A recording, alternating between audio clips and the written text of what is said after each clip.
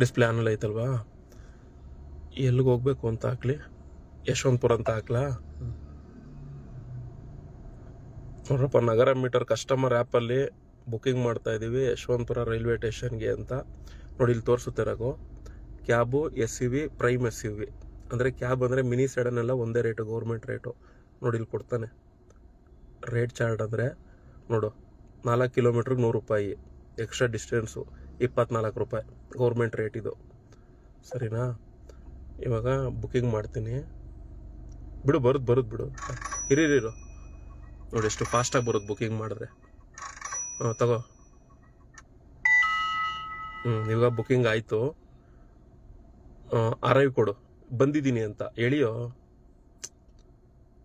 Arrived ಆಗಿದೆ ಅಂತ. ಈಗ ನಾನು OTP ಕೊಡ್ತೀನಿ ತಗೋ, 8814. ನಾವಿಗೇಷನ್ನು. ಈಗ ಎಷ್ಟೋ ಜನಕ್ಕೆ ರೂಟ್ ಗೊತ್ತಿರಲ್ವಲ್ಲ, ನಾವಿಗೇಷನ್ ಕೊಟ್ಟು. ಆ್ಯಕ್ಚುಲಿ ಗಾಡೀಲಿ ಮೀಟ್ರ್ ಇರಬೇಕು. 3 ಕಿಲೋಮೀಟ್ರ್ ಐತೆ. ಸರಿನಾ? ಒಂದು ಕೆಲಸ ಮಾಡಿ, ಯಶವಂತಪುರಕ್ಕೆ ಹೋಗೋ ಬದಲು ಅಲ್ಲಿ ಗ್ಯಾಸ್ ಹತ್ರಕ್ಕೆ ನಡಿ, ಹೇಳ್ತೀನಿ. ಗಾಡಿ ಗ್ಯಾಸ್ ಹಾಕ್ಸ್ಕೊಂಡು ಹಂಗೆ ಡ್ಯೂಟಿಗೆ ಹೋಗಿವಂತೆ. ಹಿಂದಕ್ಕೆ ತಗೋ. ನೋಡಿ, ಕ್ಯಾಬ್ ಡ್ರೈವರ್ಸ್ಗಳು ಏನು ಸರ್ಕಾರ ನಿಗದಿಪಡಿಸಿರೋ ರೇಟ್ ಬೇಕು ಅಂತ ಕೇಳ್ತಿದ್ರಿ. ಆ ಒಂದು ರೇಟು ಮೀಟ್ರಲ್ಲಿ, ಆ್ಯಕ್ಚುಲಿ ಮೀಟ್ರಲ್ಲಿ ರೀಡಿಂಗ್ ಬರಬೇಕಿದು. ಅಂದರೆ ಕಸ್ಟಮರ್ ಹತ್ರ ಬಿಲ್ ತೊಗೊಳ್ಬೇಕಾಗಿರೋದು. ನೀವು ಕ್ಯಾಬ್ ಡ್ರೈವರ್ಸ್ಗಳು ಮೀಟ್ರ್ ಹಾಕಕ್ಕೆ ರೆಡಿ ಇಲ್ವಲ್ರಪ್ಪ. 8,000 ರೂಪಾಯಿ ಖರ್ಚಾಗ್ಬಿಡುತ್ತೆ ಅಂದ್ಬಿಟ್ಟು 7,200 ವಿತ್ ಪ್ರಿಂಟ್ ಬಿಲ್ ಬರುತ್ತೆ, ಖರ್ಚಾಗ್ಬಿಡುತ್ತೆ ಅಂತೇಳಿ ನೀವು ಮೀಟ್ರ್ಗಳು ಹಾಕಲ್ಲ. ಹಂಗಾಗಿ ಪಾಪ ನಗರ ಮೀಟರ್ ಸಂಸ್ಥೆಯವರು ಡಿವೈಸಲ್ಲೇ ಬಿಲ್ ಬರೋ ಥರ ಮಾಡಿದ್ದಾರೆ. ಆದರೆ ಇದು ತಾತ್ಕಾಲಿಕ. ನಿಮಗೆ ಬೇರೆ ಆ್ಯಪ್ಗಳಿಗೂ ಈ ಆ್ಯಪ್ಗೂ ವ್ಯತ್ಯಾಸ ಗೊತ್ತಾಗಬೇಕಲ್ಲ. ಸರ್ಕಾರ ನಿಗದಿಪಡಿಸಿರೋ ರೇಟು 1 ಸಿಟಿ 1 ರೇಟ್ ಬೇಕು ಅಂತಿದ್ರಲ್ಲ, ನೋಡಿ ತಗೊಳ್ಳಿ. ನಾವು ಫಸ್ಟು ಪ್ರಯೋಗ ಮಾಡ್ತಾ ಇದ್ದೀವಿ. ಆ್ಯಪು ಎಲ್ಲ ಅಪ್ಗ್ರೇಡ್ ಆಗಿದೆ, ತುಂಬ ಚೆನ್ನಾಗಿದೆ ಆ್ಯಪು. ಸ್ವಲ್ಪ ಬೇಗ ನಡಿ ಹಂಗೆ, ಯಾಕಂದ್ರೆ ನಾನು ಅಲ್ಲಿವರೆಗೂ ಮಾತಾಡಬೇಕಲ್ಲ.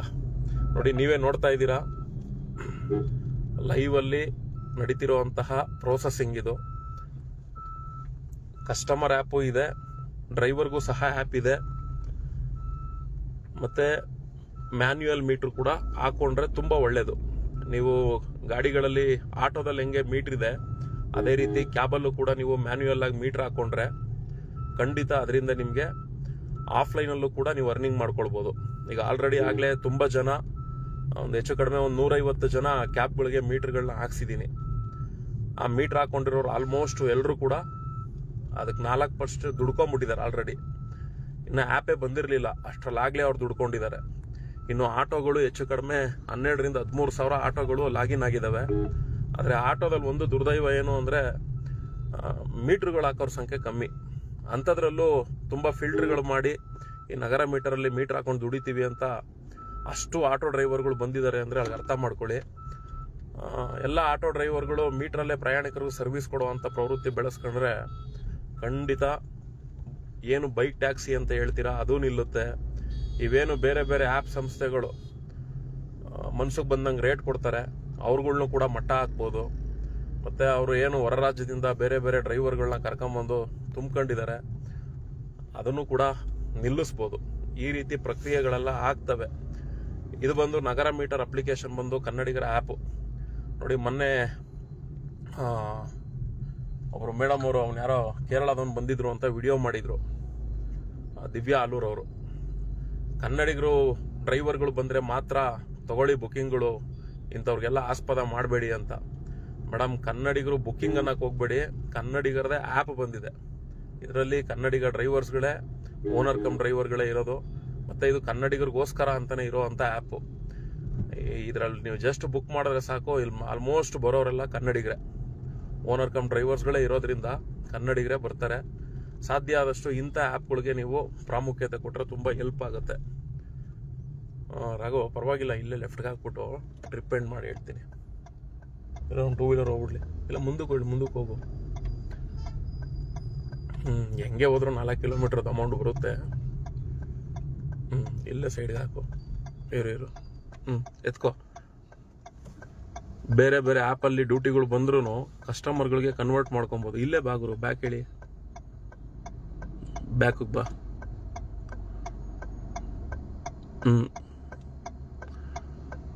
ರೀಚ್ ಡಿಶ್ ಅದನ್ನ ಹಾಕು. ನೋಡಲ್ಲಿ ಮೀಟ್ರ್ ಫೇರು 100 ರೂಪಾಯಿ ಬಂದೈತೆ. ಪಾರ್ಕಿಂಗ್ ಚಾರ್ಜ್ ಬೇಕು ಅಂದರೆ ಅಲ್ಲಿ ಆ್ಯಡ್ ಮಾಡ್ಕೊಳ್ಬೋದು, ಟೋಲ್ ಚಾರ್ಜ್ ಬೇಕು ಅಂದರೂ ಅಲ್ಲಿ ಆ್ಯಡ್ ಮಾಡ್ಕೊಳ್ಬೋದು. ಸರಿನಾ? ಇದು ನೋಡು, ಮ್ಯಾಕ್ಸಿಮಮ್ ಅಂದ್ರೆ 100 ರೂಪಾಯಿ ಓಡುತ್ತೆ. ಅಲ್ಲಿ ಜನರೇಟ್ ಬಿಲ್ ಅಂತ ಇದೆಯಲ್ಲ, ಅದನ್ನ ಹೇಳಿ ಅಷ್ಟೇ. ಇವಾಗ ಸ್ಕ್ಯಾನ್ ಮಾಡಿದ್ರೆ ನಮ್ಮ ಅಕೌಂಟ್ಗೆ ದುಡ್ಡು ಬರುತ್ತೆ. ಇಲ್ಲ ಆಕ್ಚುಲಿ ನಂದು QR ಕೋಡ್ ಇರೋದ್ರಿಂದ ಸ್ಕ್ಯಾನ್ ಮಾಡಿದ್ರೆ ನನ್ನ ಅಕೌಂಟ್ ದುಡ್ಡು ಬರುತ್ತೆ. ಪೇಮೆಂಟ್ ಕಲೆಕ್ಟೆಡ್ ಅಂತ ಹೇಳಿ ಅದು ಅಷ್ಟೇ. ಇನ್ನು ಬುಕಿಂಗ್ ಫ್ರೀ ಆಯ್ತು. ಇದಕ್ಕೆ ಮೀಟ್ರ್ ಬೇರೆ ಬರ್ತದೆ. ಇದ್ರಲ್ಲಿ ಮೀಟರ್ ಆಪ್ಷನ್ ಹೆಂಗೈತೆ ಅಂದ್ರೆ, ಇಲ್ಲಿ ಪ್ರೊಫೈಲ್ ಇತ್ತು, ಪ್ರೊಫೈಲ್ ಲಾಸ್ಟ್ ಅಲ್ಲಿ ನೋಡಲ್ಲಿ ವರ್ಚುವಲ್ ಮೀಟರ್ ಆಪ್ ಅಂತ ಇದೆಯಲ್ಲ, ಅಲ್ಲಿ ಟಚ್ ಮಾಡು. ನೋಡಿ, ನಮ್ಮ ಗಾಡಿಲಿ ಮೀಟರ್ ಇದ್ರೆ ಫಿಸಿಕಲ್ ಮೀಟರ್ ಅಂತ ಹಾಕೊಬೇಕು. ಅಲ್ಲಿ ಫಿಸಿಕಲ್ ಮೀಟರ್ ಟಚ್ ಮಾಡು. ನೋಡಿ, ಫಿಸಿಕಲ್ ಮೀಟರ್ ಬಂದ್ರೆ ಇಲ್ಲಿ ಕೆಳಗಡೆ ಏನ್ ಆಪ್ಷನ್ ಬರಲ್ಲ. ಅಂದ್ರೆ ನನ್ನ ಗಾಡಿಲಿ ಮೀಟರ್ ಇದೆ, ನಾನು ಡಿವೈಸ್ ಅಲ್ಲಿ ಬಿಲ್ ಕೊಡಲ್ಲ, ನನ್ನ ಗಾಡಿಲಿ ಮೀಟರ್ ಇರೋದ್ರಿಂದ ಮೀಟರ್ ಅಲ್ಲಿ ಹರ್ಕೊಡ್ತೀನಿ ಅಂತ ಮೀಟರ್ ಬಿಲ್ ಹರ್ಕೊಡ್ಬೋದು. ಮತ್ತೆ ಅದನ್ನ ಟಚ್ ಮಾಡು.